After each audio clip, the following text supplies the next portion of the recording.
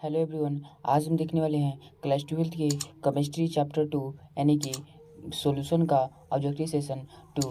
तो आइए हम आज के क्वेश्चन पे चलते हैं। हमारा आज का क्वेश्चन है कि विद्युत अपघट्य का उदाहरण है। कह रहे हैं कि विद्युत अपघट्य का उदाहरण है और ऑप्शन दिया है। ए में दिया है चीनी, बी में दिया है सोडियम एसीटेट, सी में दिया है यूरिया और डी में दिया है बेंजीन। तो हमारा इसका राइट आंसर हो जाएगा सोडियम एसीटेट, यानी हमारा इसका राइट आंसर बी हो जाएगा।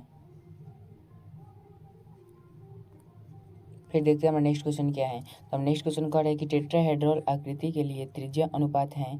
कह रहे हैं कि टेट्राहेड्रल आकृति के लिए त्रिज्या अनुपात है। तो ऑप्शन दिया है 0 से 0.155, फिर बी में दिया है 0 से 0.225 से लेकर 0.414, फिर सी में दिया है 0.155 से लेकर 0.225, फिर डी में दिया है 0.414 से लेकर 0.732। हमारा इसका राइट आंसर हो जाएगा 0.225 से लेकर 0.414, यानी हमारा इसका राइट आंसर बी हो जाएगा। देखते हैं हमारा नेक्स्ट क्वेश्चन क्या है। तो हम नेक्स्ट क्वेश्चन कर रहे हैं कि 0.10 मोल फास्फोरस अम्ल की सामान्यता है। तो ऑप्शन दिए हैं 0.5, फिर बी में दिया है 0.6, फिर सी में दिया है 0.9, फिर डी में दिया है 0.1। तो हमारा इसका राइट आंसर हो जाएगा 0.6। देखते हैं हमारा नेक्स्ट क्वेश्चन क्या है। तो हमारा नेक्स्ट क्वेश्चन कह रहा है कि सिल्वर क्लोराइड को सोडियम क्लोराइड विलयन में विलयता समान ताप पर उसकी जल में विलयता से कम होती है, इसका कारण है। कह रहा है कि सिल्वर क्लोराइड AgCl, फिर कह रहा है सोडियम क्लोराइड NaCl विलयन में विलयता समान ताप पर उसकी जल में विलयता से कम होती है, इसका कारण है। ऑप्शन दिया है जल अति अल्प आयनित होता है, फिर बी में दिया है सम आयन प्रभाव, सी में दिया है सोडियम क्लोराइड पूर्ण आयनित हो जाता है, फिर डी में दिया है सोडियम क्लोराइड सिल्वर क्लोराइड से अभिक्रिया नहीं करता है। हमारा इसका राइट आंसर हो जाएगा सम आयन प्रभाव।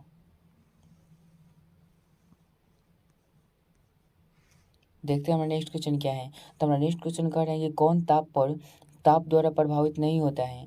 कह रहा है कि कौन इसमें है जो कि ताप द्वारा प्रभावित नहीं होता है। तो ऑप्शन दिया है सामान्यता, बी में दिया है मोललता, फिर डी में सी में दिया है मोलरता, फिर डी में दिया है फॉर्मलता। तो हमारा इसका राइट आंसर हो जाएगा मोललता, यानी कि मोललिटी होता है जो कि ताप पर निर्भर नहीं करता है। ये मोस्ट इंपॉर्टेंट क्वेश्चन है, ये कई बार बोर्ड एग्जाम में आया हुआ है। देखते हैं हमारा नेक्स्ट क्वेश्चन क्या है। तो नेक्स्ट क्वेश्चन कह रहे हैं कि मोललता प्रदर्शित होती है। कह रहे हैं कि मोललता प्रदर्शित होती है। ऑप्शन दिया है ग्राम पर लीटर, फिर बी में दिया है लीटर पर मोल, फिर सी में दिया है मोल पर लीटर, फिर डी में दिया है मोल पर किलोग्राम। तो हमारा इसका राइट आंसर हो जाएगा मोल पर किलोग्राम। देखते हैं हमारा नेक्स्ट क्वेश्चन क्या है। तो नेक्स्ट क्वेश्चन कह रहे हैं कि क्वथनांक स्थिरांक किसी बिलियन के क्वथनांक के बराबर होता है।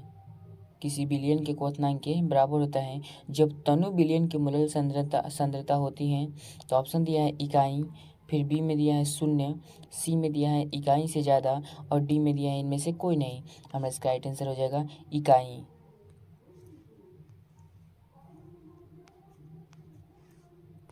देखते हैं नेक्स्ट क्वेश्चन क्या है। तो नेक्स्ट क्वेश्चन कह रहा है कि इनमें से कौन राउल्ट नियम से धनात्मक विचलन प्रदर्शित नहीं करता है।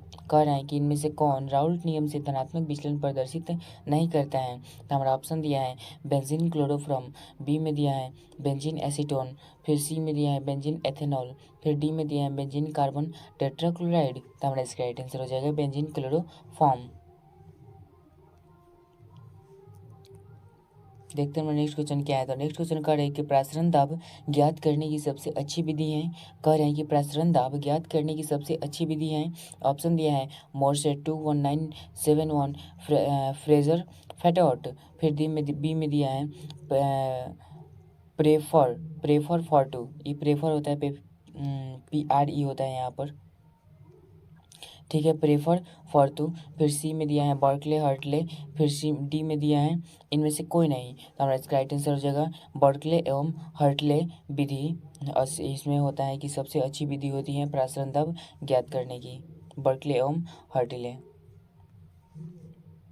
देखते हैं हमारा नेक्स्ट क्वेश्चन क्या है। तो नेक्स्ट क्वेश्चन कर रहे हैं कि राउल्ट के नियम के अनुसार वाष्प दाब का आपेक्षिक वनमन किसी से ऑप्शन दिया है विलायक के मूल प्रभाज के बराबर होता है, बी में दिया है विलय के मूल प्रभाज के बराबर होता है, सी में दिया है विलायक के प्रतिशत के बराबर होता है और डी में दिया है विलय के मूल प्रभाज के बराबर होता है। हमारा इसका राइट आंसर हो जाएगा विलय के मूल प्रभाज के बराबर होता है।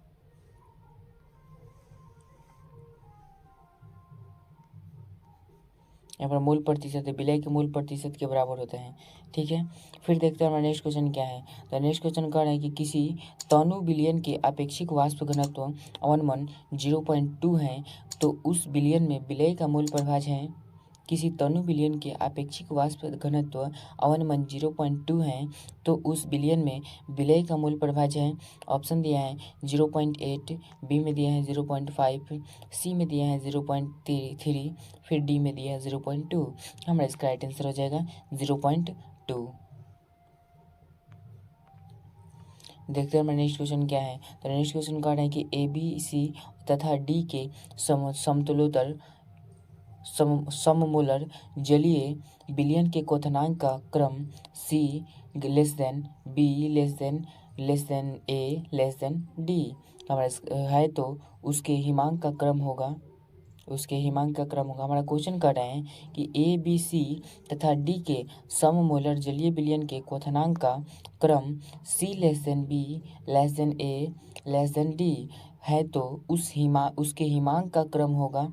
ऑप्शन दिया है D less than C less than A B less than A, फिर बी में दिया है D greater than C less than B less than A, फिर सी में दिया है D less than B less than greater than A less than C, फिर D में दिया है D less greater than A greater than B greater than C. तो हमारा इसका राइट आंसर हो जाएगा D less than B greater than A और लेस देन सी। तो हमारा इसका राइट आंसर हो जाएगा सी नंबर।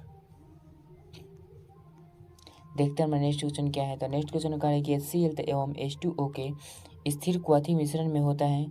HCl एवं H2O के स्थिर क्वथी मिश्रण में होता है। ऑप्शन दिया है 48% HCl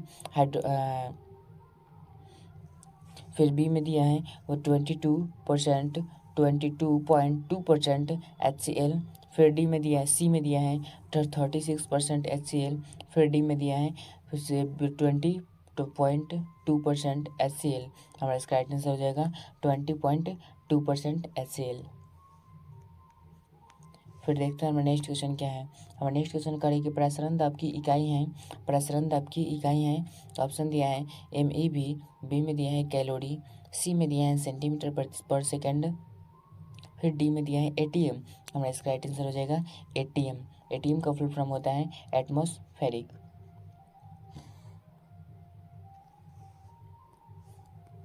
देखते हैं हमारा नेक्स्ट क्वेश्चन क्या है। नेक्स्ट क्वेश्चन करें कि अंडा के सबसे बाहरी कड़ा सील को तनु HCl से हटाकर NaCl के तनु विलयन में डालने से ऑप्शन दिया है अंडा फूल जाता है, बी में दिया है अंडा सिकुड़ जाता है, फिर सी में दिया है अंडा के आकार में कोई परिवर्तन नहीं होता और डी में दिया है अंडा पहले सिकुड़ जाता है फिर वह फूल जाता है। हमारा इसका राइट आंसर हो जाएगा कि अंडा सिकुड़ जाता है, यानी हमारा इसका राइट आंसर बी हो जाएगा। देखते हैं हमारा नेक्स्ट क्वेश्चन क्या कर रहा है। नेक्स्ट क्वेश्चन कह रहा है कि निम्नलिखित जलीय घोल में किसका क्वथनांक अधिकतम होता है।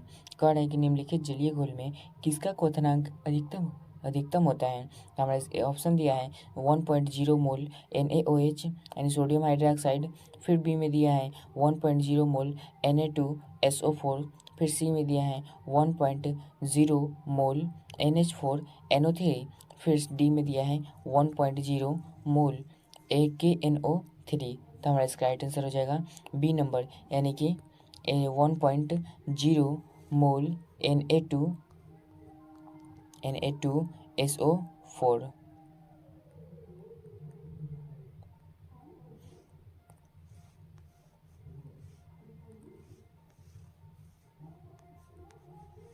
देखते हैं हमारा नेक्स्ट क्वेश्चन क्या है।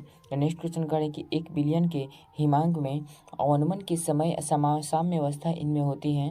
कह रहे कि 1 बिलियन के हिमांक में अवनमन के समय साम्य अवस्था इनमें होती हैं। तो ऑप्शन दिया है द्रव विलायक और ठोस विलायक, फिर बी में दिया है द्रव विलायक और ठोस विलय, फिर सी में दिया है द्रव विलय और ठोस विलय, और डी में दिया है इनमें से कोई नहीं। हमारा इसका राइट आंसर हो जाएगा द्रव विलायक और ठोस विलायक।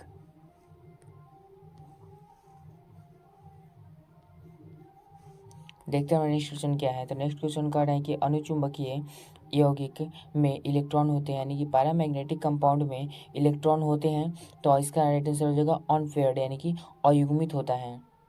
अनुचुंबकीय यौगिक में इलेक्ट्रॉन अयुग्मित होता है, अनपेयर्ड। देखते हैं हमारा नेक्स्ट क्वेश्चन क्या है। तो नेक्स्ट क्वेश्चन कह रहे हैं कि जलीय विलयन के ताप में वृद्धि करने पर उसमें कमी आती है। जलीय विलयन के ताप में वृद्धि करने पर उसमें कमी आती है।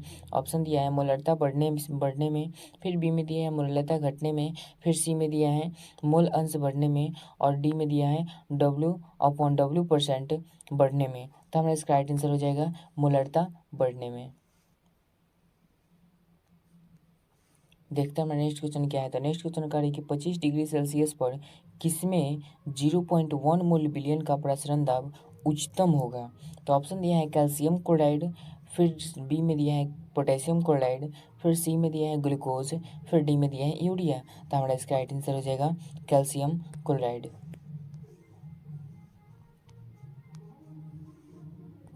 देखते हैं हम नेक्स्ट क्वेश्चन क्या है। देखते हैं हमारा नेक्स्ट क्वेश्चन है कि निम्नलिखित में से कौन अनुसंख्यक गुणधर्म है। कह रहा है कि निम्नलिखित में कौन अनुसंख्यक गुणधर्म है। तो क्वथनांक दिया है, बी में दिया है वाष्प दाब, सी में दिया है प्रसरण दाब, और डी में दिया है हिमांक। तो इसका ऑप्शन चारों होगा, मगर चारों नहीं होगा। चारों क्यों नहीं होगा? क्योंकि क्वथनांक उन्नयन होता है, वाष्प दाब अवनमन होता है, प्रसरण दाब होता है, और हिमांक अवनमन होता है। तो हमारा इसका राइट आंसर क्या होगा? प्रसरण दाब, क्योंकि प्रसरण दाब पूरा फुल दिया है, मगर वाष्प दाब और क्वथनांक और हिमांक में आधे आधे लिखा है। ठीक है, इसलिए हमारा इसका राइट आंसर प्रसरण दाब होगा। देखते हैं हमारा नेक्स्ट क्वेश्चन कह रहा है। नेक्स्ट क्वेश्चन कह रहा है कि समप्राश्री विलयन में समान होती हैं। कह रहे हैं कि समप्राश्री विलयन में समान होती हैं। ऑप्शन दिया है मोलर सांद्रण, बी में दिया है मोललता, फिर डी में दिया है, सी में दिया है नर्मलता, फिर डी में दिया है इनमें से कोई नहीं। हमारा इसका राइट आंसर हो जाएगा मोलर सांद्रता, यानी हमारा इसका राइट आंसर ए हो जाएगा। देखते हैं हमारा नेक्स्ट क्वेश्चन क्या है।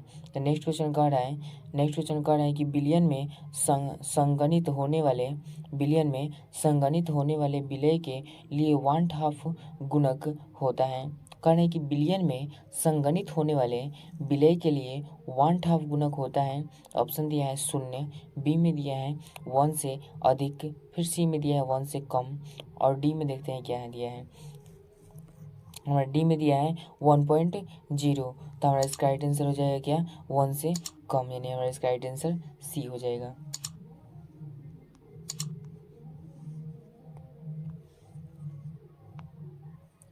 तो आज के लिए इतना ही, फिर कल मिलते हैं नेक्स्ट वीडियो में।